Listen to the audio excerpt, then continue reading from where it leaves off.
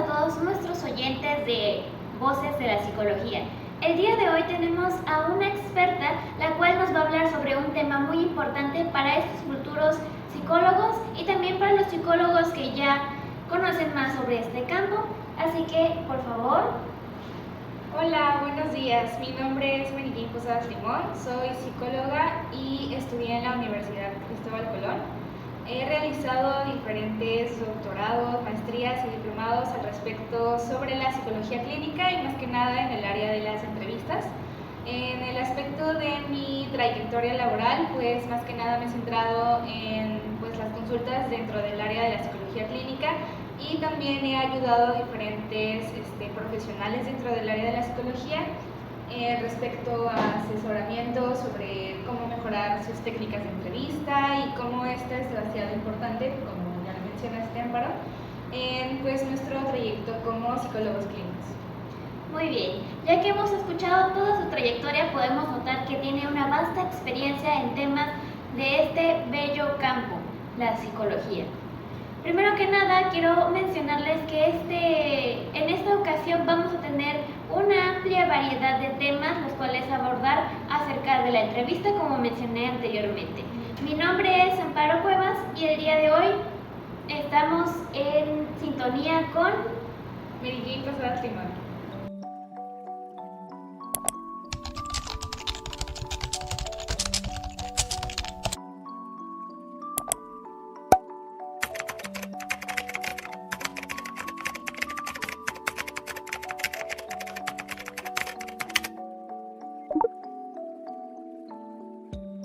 Para empezar, vamos a preguntarle si podría explicarnos qué es una entrevista en sí en el contexto de la psicología, porque como sabemos, la entrevista puede hacerse hasta en este incluso momento, ¿no? Plática y todo, pero en el ámbito de la psicología más específico, ¿qué elementos requiere, cuánto tiempo y algunas características que nos puedan mencionar? Ok, pues bueno, así como tú lo mencionas, la entrevista es más que nada, podría decirse que una herramienta que se puede aplicar en muchas áreas laborales, de la vida en general. Creo yo que desde que estamos en el área escolar, en primaria o secundaria, suele ser aplicable, pero en este caso en la psicología, pues sigue siendo una herramienta, pero más que nada es usada para poder recabar información o para conseguir información más que nada sobre la vida de una persona y en base a esto tomar ciertas decisiones. Dirás tú, ¿qué decisiones? Más que nada, en el área de la psicología clínica, pues respecto a cómo ir llevando al paciente, cuántas sesiones, si lo necesita, si no lo necesita, o más que nada el poder conocer a fondo al paciente y saber pues en sí a qué viene con nosotros y poderlo ayudar de esa manera. Ok, tú me estás platicando sobre que esto ayuda para conocer más a fondo lo que vas a tratar durante las terapias clínicas, pero ¿nos podrías decir cuáles son las principales funciones en sí de la entrevista aparte de esto?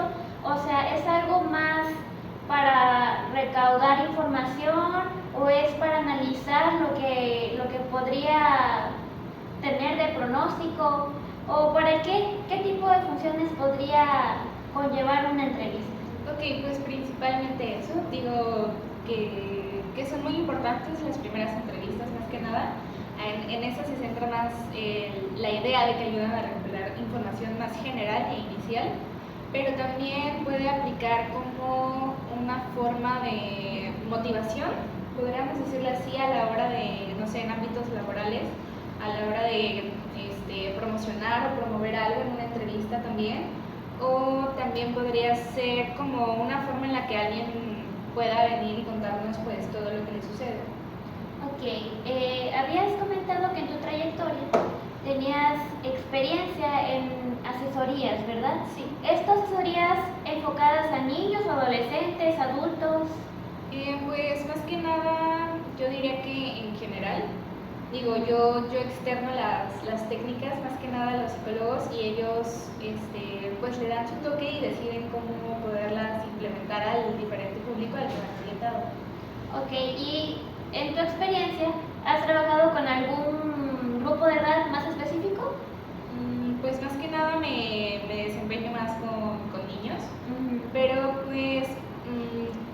considero que los niños tal vez a veces no necesitan tantas técnicas tan estrictas o muy rigurosas para llevar a cabo una entrevista.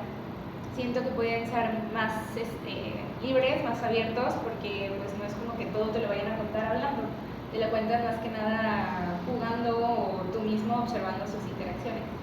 Hablando de esto, del juego, yo he escuchado sobre el juego simbólico y también sobre el rapport, pero no estoy muy enterada acerca de esto del rapport. ¿Nos podrías explicar un poquito más sobre qué es esto? Bueno, más que nada el rapport también muy relacionado con las entrevistas, las primeras entrevistas más que nada. Es como ese primer momento en el que tú tienes que lograr hacer una buena relación con el paciente. Crear un lugar de confianza, un lugar seguro para la persona para que pueda venir y contarte todas estas cosas. Eso es un punto muy importante dentro de la entrevista y es una parte esencial en la primera etapa de la entrevista, que es la apertura.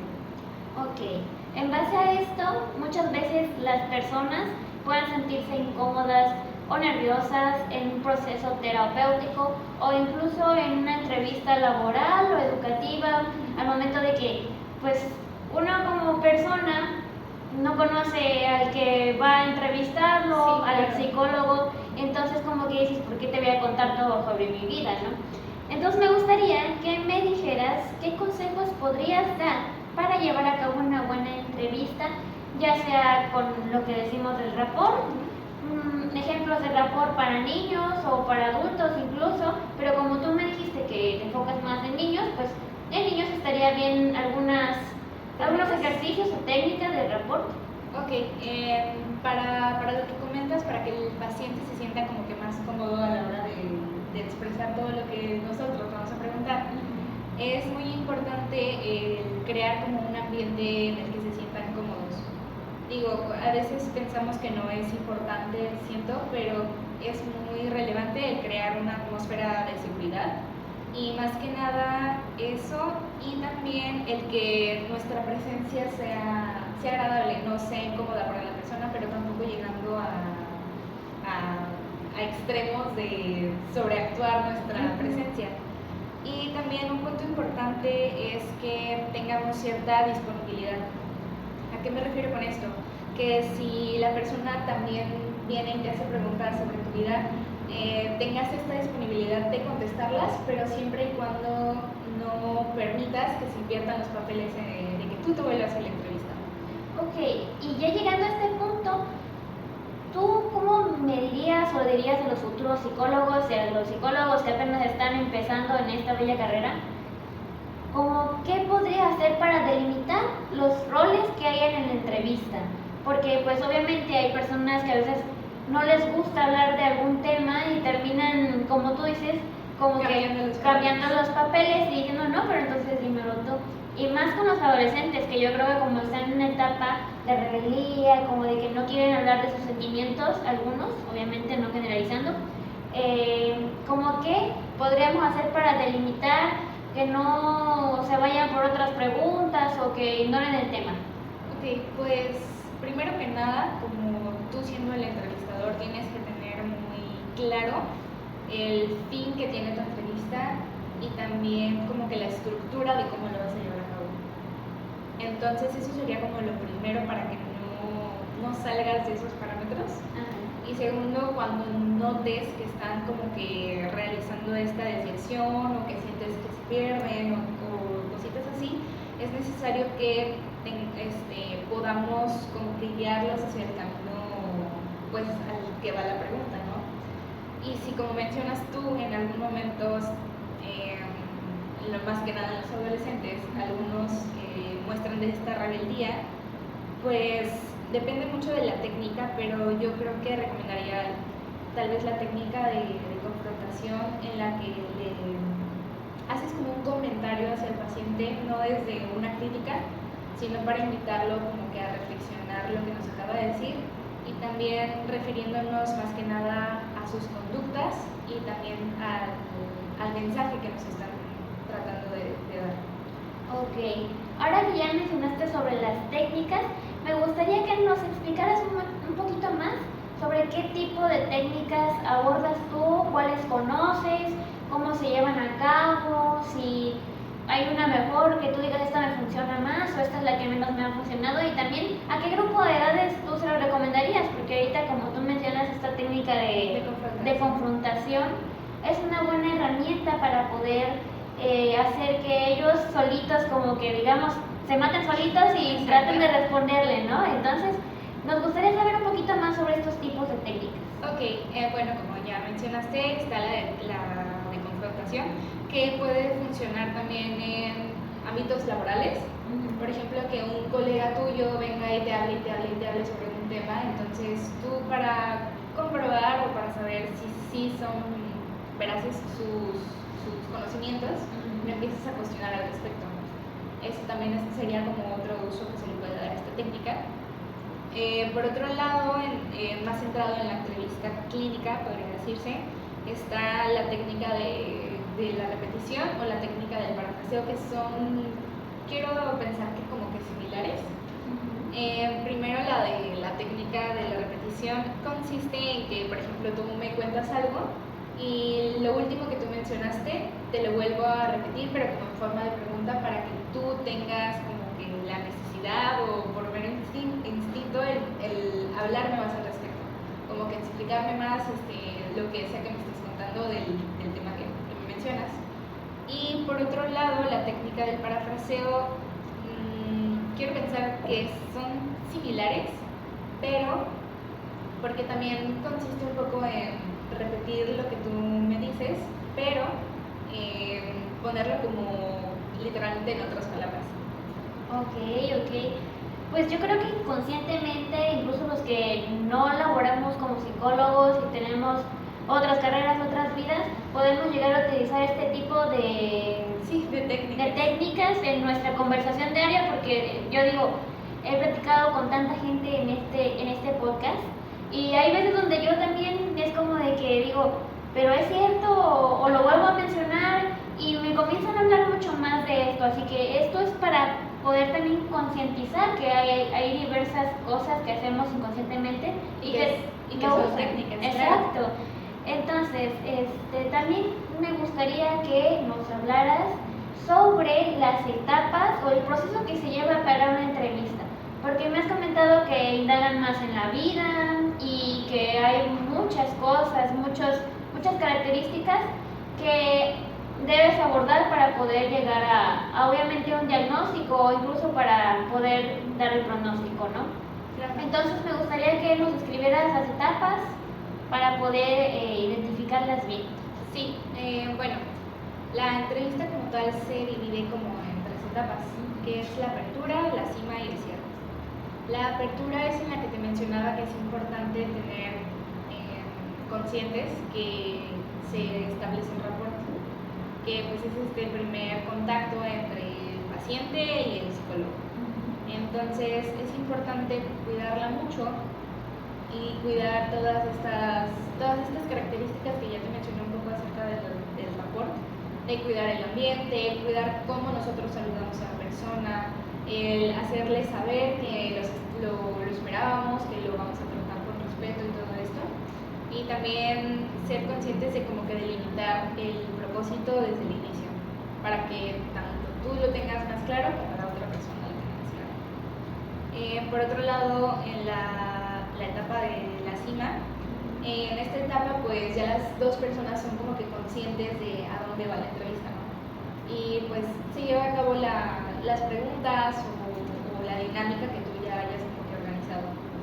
Y finalmente en el cierre son varios puntos que se tienen que ir como que cuidando, que por ejemplo te despidas correctamente, que des la información necesaria, que si crees que se van a volver a encontrar o no se van a volver a encontrar, decir las cosas necesarias, o si a lo largo de la entrevista hiciste ciertos descubrimientos acerca de la persona, no es necesario que los menciones todos, sino mencionar tal vez los más importantes y los demás guardártelos para irlos explorando e investigando más a detalle en las siguientes sesiones. Ok, entonces hablando sobre estas delimitaciones que también tienen en la entrevista, ¿Hay como un reglamento que se da antes? Porque mencionaste que también hay como avisos para el paciente y también retroalimentación para el mismo, ¿no? Entonces, ¿como qué reglas habría? Porque también hay una duda sobre el contacto físico entre terapeuta y paciente. ¿Se pueden abrazar? ¿No se pueden abrazar? ¿Hay una distancia necesaria para entrevistar al paciente? ¿Se puede hacer en el cuarto del paciente? O sea, hay reglas, ¿verdad? Sí, claro. Pero primero contestándolo a lo que me dijiste, a lo de todo este contacto físico, bueno, pues como tal nosotros como psicólogos no tenemos como esta libertad de venir a abrazar al paciente. La verdad es que pues, no lo podemos hacer porque no sería ético de nuestra parte. Pero si en dado caso el paciente se acerca a nosotros, nos se despide de abrazo o algo así, si nos hace sentir cómodos a nosotros, adelante. Pero siempre que venga del paciente, no de nosotros hacia el paciente para que no haya confusiones. Y por parte de los reglamentos, a mí me gusta como al inicio de las entrevistas como decir el propósito y al final, si es que siguen habiendo más sesiones, ir como que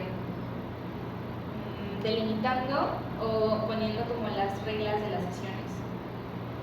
Como podría mencionarse lo del contacto físico. Ah, ok. Entonces sí es como que queda claro entre lo que se puede y no se puede hacer, ¿verdad? Ok, ¿y como cuánto aproximadamente dura una entrevista en tu día a día, por ejemplo? Ok, pues realmente suelen durar bastante, pero no es lo más recomendable porque pues tanto el entrevistador como el entrevistado se sienten agobiados pues un buen rato de yo estar escuchando y la otra persona hablando. Entonces sí puede ser bastante desgastante. Entonces lo más recomendable es que sea de 1 a 2 horas. En el caso de que la entrevista se extienda más, es necesario hacer más sesiones. Más sesiones. Ok. Para ir cerrando con este tema, me gustaría que nos dijeras si hay un mensaje final para nuestros oyentes que son estudiantes y próximos psicólogos y que desean mejorar sus habilidades en el ámbito de la entrevista. Ok, pues ya como que repasamos todos estos temas. Creo que algo que es bastante necesario a la hora de entrevistar es el hacernos conscientes de analizar sí las respuestas, pero más que nada el comportamiento de las personas ante las preguntas, si hablan más o menos un tema, cómo reaccionan corporalmente ante una pregunta o ante literalmente algo que ellos nos estén contando. Esos detalles son bastante importantes. Ok. ¿Nos podrías contar si has tenido alguna mala experiencia en las entrevistas, si alguien se ha querido propasar de los límites o se ha quedado hablando mucho más tiempo del que debía? Creo que últimamente me pasó una con una adolescente que, bueno, era menor de edad y tenía que hacer una entrevista tanto a ella como a su madre por cuestiones de que es menor de edad. Pero todo salió muy bien. Digo, yo ya me iba, hice que la mamá me firmara una responsiva por tratar con alguien menor de edad y yo ya me estaba haciendo como que el cierre de la entrevista como tal y la adolescente se fue por un momento, me quedé con la mamá y me empezó a contar lo mismo que me había contado la adolescente, pero con detalles, el detalle importante de la situación. Ok. Entonces fue como, oh, había algo más atrás de todo esto. Entonces en ese momento sí fue como un poco frustrante para mí porque sentí que tenía la información pero no la necesaria. Entonces sí han habido como que ocasiones en las que sí dices, rayos, pude haberme desempeñado de una mejor manera a la hora de entrevistar a la persona. Muy bien, acerca de lo que nos comentaste, pues obviamente esto va a ayudar a nuestros oyentes para que puedan notar un poquito de los problemas que se pueden presentar en el día a día de labor de un psicólogo. Y con esto damos fin a nuestro podcast Voces de la Psicología. Amparo Cuevas y nuestra experta Mary Jane les agradecemos que nos estén escuchando en esta gran sintonía. Y hasta la próxima.